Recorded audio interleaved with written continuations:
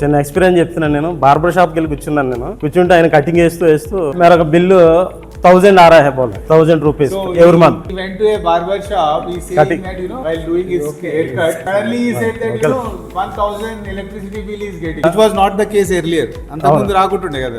అంటే కంటిన్యూ వస్తున్నారు.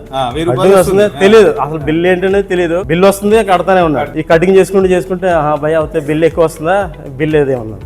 బిల్లు తీసుకున్న తర్వాత అనలైజ్ చేస్తే మీ ఇంట్లో అప్లయన్స్ ఏమి ఉన్నాయని చెప్తే ఒక ఫ్రిడ్జ్, ఒక హీటర్ స్టిక్, ప్లస్ ఒక 4 ట్యూబ్ లైట్లు, 2 ఫ్యాన్స్. వాళ్ళ ఇంట్లో వస్తుంది, యాక్చువల్లీ షాప్ లో కాదు, ఇంట్లో వస్తుంది. యావరేజ్ గా నీకు ఒక 60-80 యూనిట్స్ పర్ మంత్ రావాలి, కానీ ఇంచుమించు 240 230 యూనిట్స్ వస్తుంది. స్లాబ్ మారిపోవడం వల్ల నీకు 1000 వస్తుంది. ఒక పని చేయి, మాకు భారత్ స్మార్ట్ సర్వీస్ అని ఒక చిన్న యాప్ ఉంది. మీరు యాప్ ఫ్రీ, మార్నింగ్ ఈవినింగ్ ఒకసారి క్యాప్చర్ చేసుకోండి.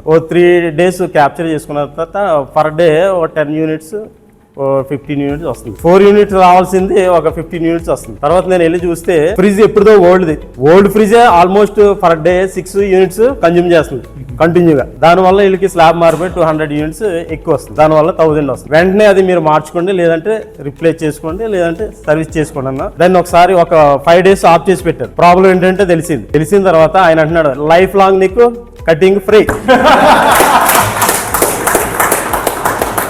Life long.